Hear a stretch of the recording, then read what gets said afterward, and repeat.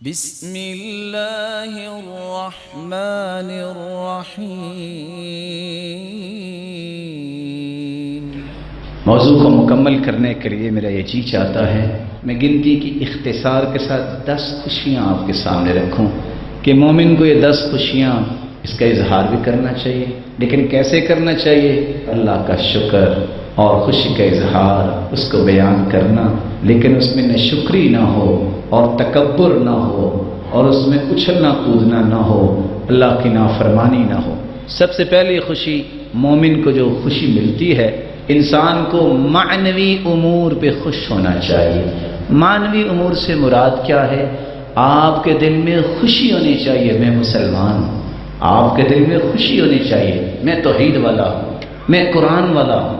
آپ کو خوشی ہونی چاہیے جب رمضان کا مہینہ آئے کہ یہ مبارک مہینہ آ گیا ہے۔ آپ کو خوشی ہونی چاہیے کہ اس وقت عید کا دن آ گیا ہے۔ معنوی امور پہ مسلمان خوش ہوتا ہے اور اس پہ خوشی کا اظہار کرنا یہ اس کے لیے جائز ہے۔ دوسری خوشی، مادی اشیاء پہ خوش ہونا، جس پہ بھی آپ خوشی کا اظہار کر سکتے ہیں۔ کسی کو اللہ نے مدد دے دی، کسی کی شادی ہو گئی، کسی کو اللہ نے بیٹا دے دیا، لیکن خوشی کی نسبت صرف اللہ کی طرف کرنا، اپنی طرف نہ کرنا کہ میں نے لی ہے، یہ کہنا یہ ساری چیزیں میرے رب نے دی ہیں مجھے۔ تیسری خوشی مومن کی جو ہوتی ہے، جب بھی ایک مسلمان دوسرے مسلمان سے ملے تو خوش ہو کے ملے۔ کسی نیکی کو حقیر مت جانو، خواہ کھلے چہرے سے اپنے بھائی کو ملو، خندہ پیشانی سے، کشادہ چہرے سے۔ جب آپ کسی سے ملو مسکرا کے ملو، اتنی بڑی نیکی ہے۔ اور آپ جانتے ہیں جب بندہ مومن سے ملتا ہے، جب مل کے مصافحہ کرتے ہیں، دونوں کے ہاتھ جدا بعد میں ہوتے ہیں، دونوں کے گناہ پہلے معاف ہو چکے ہوتے ہیں۔ چوتھی خوشی جو ایک مسلمان کو ہوتی ہے وہ عید کے دن خوش ہوتا ہے۔ رسول اکرم صلی اللہ علیہ وسلم نے باقاعدہ حکم دیا، دعہما، ان بچیوں کو کھیلنے دو، آج عید کا دن ہے تو ان کو بھی خوشی کا اظہار کرنے دو، لیکن غیر شرعی چیز نہ ہو۔ رسول اکرم صلی اللہ علیہ وسلم نے صرف بچوں کو خوش کرنے کی بات کی ہے، کسی بھی غیر شرعی چیز کی اجازت نہیں دی کہ عید کے دن جو ہے سارا مہینہ انسان اللہ کے قریب ہو اور عید کے دن جو ہے وہ گانے سننے لگ جائے اور نافرمانی میں پڑ جائے، یہ نہیں ہونا چاہیے۔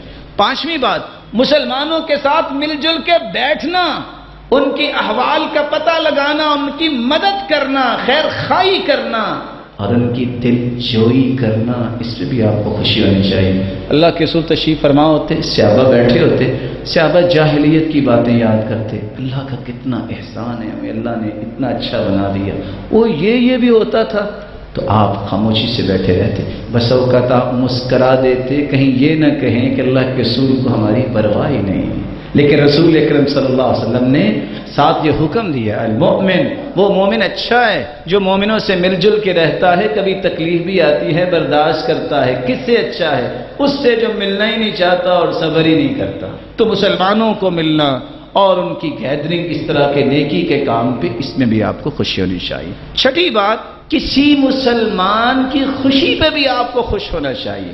ہوا یہ کہ کعب ابن مالک رضی اللہ تعالیٰ عنہ کا لمبا قصہ ہے، جب وہ نہ جا سکے جہاد پہ، ناراضگی ہوگی اللہ کے رسول کی، 40 دن تک کلام بند ہو گئی، صحابہ نے بھی کلام بند کر دی، بیوی بھی الگ ہوگی 50 دن تک۔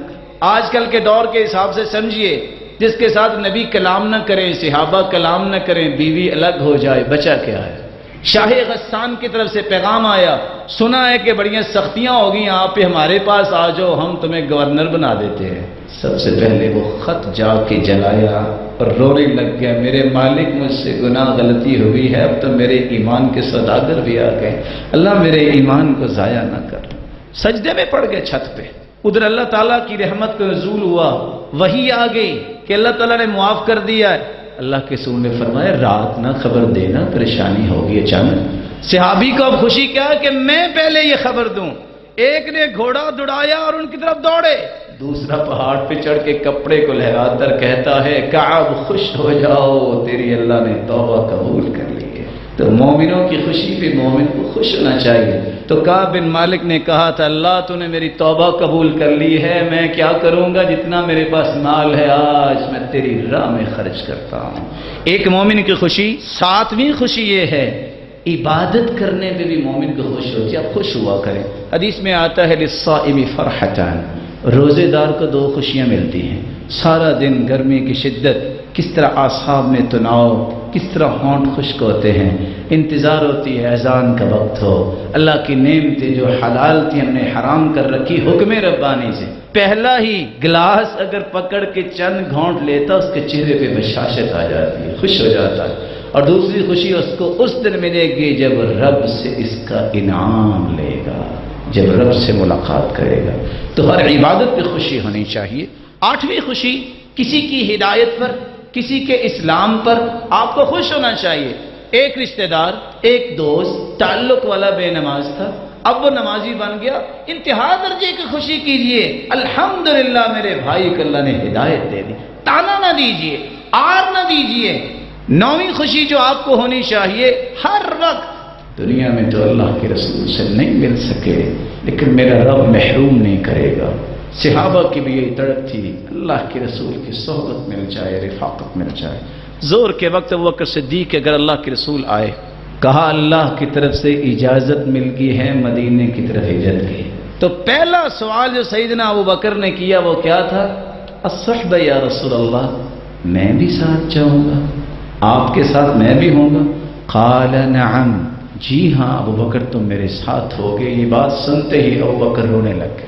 اس دن کے بارے میں سیدہ عائشہ کہتی ہے مجھے اب سمجھ آئی کہ بعض رونا خوشی کا رونا ہوتا ہے. کہ اتنی تڑپ تھی ابوبکر کو کہ میں ساتھ رہوں. جب اللہ کے رسول دنیا سے چلے بھی گئے تو سیدنا ابوبکر بیٹھے ہوتے، اپنا سر دو گھٹنوں کے درمیان کر کے کہا کرتے یا ویلی، کب وہ وقت ہوگا کہ میں اللہ کے رسول کے پاس میرا رب مجھے پہنچائے گا.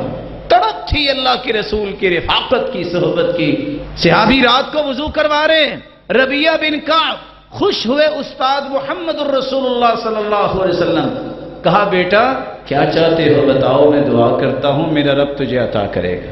انہوں نے یہ نہیں کہا گورنری بنا دے، یہی کام میرے ذمہ لا دے، نہیں. اسألک مرافقتک فی الجنہ. اللہ کے رسول ایک ہی تڑپ ہے، جس طرح آج آپ کے ساتھ بیٹھا ہوں جنت میں بھی آپ کے ساتھ ہی نظر آؤں. قال اب غیر ذلك، کچھ اور چاہیے؟ قال هو ذاك یا رسول اللہ.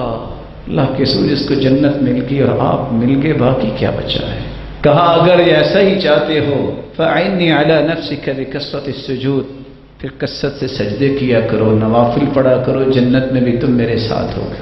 10ویں خوشی نیکوں کا ساتھ اور اللہ کا دیدار. یہ آپ کی خوشی ہونی چاہیے کہ میں نیکوں کا ساتھ نصیب ہو جائے. صحابی ثوبان گھر سے بھاگے، آ کے کہتے ہیں اللہ کے رسول ایک بات پوچھوں، بتائیے. میں جب بھی غمگین ہوتا ہوں، پریشان ہوتا ہوں، دوڑ کے آتا ہوں، آپ کے چہرہ انور پہ میری نظر پڑتی ہے، دنیا کے سارے غم بھول جاتا ہوں. رونے لگ گیا. کیوں رو رہے ہو؟ کہا اگر میں جنت میں چلا بھی گیا تو آپ تو سید المرسلین، آپ کو تو بلند مقام ہوگا، میں آپ کو دیکھوں گا کیسے. کہا یہ بتاؤ تیرے دل میں میرے لیے سچی محبت ہے؟ کہا جی ہاں. فرمایا انت مع من احببت، دنیا میں جس سے محبت کرتے ہو قیامت کو اسی کا ساتھ مل جائے گا. اور اللہ کا دیدار، جنت کی ساری خوشیاں انسان بھول جائے گا جب اللہ کا دیدار ہوگا. اللہ مجھے اور آپ کو اپنے دیدار کا مستحق بنائے.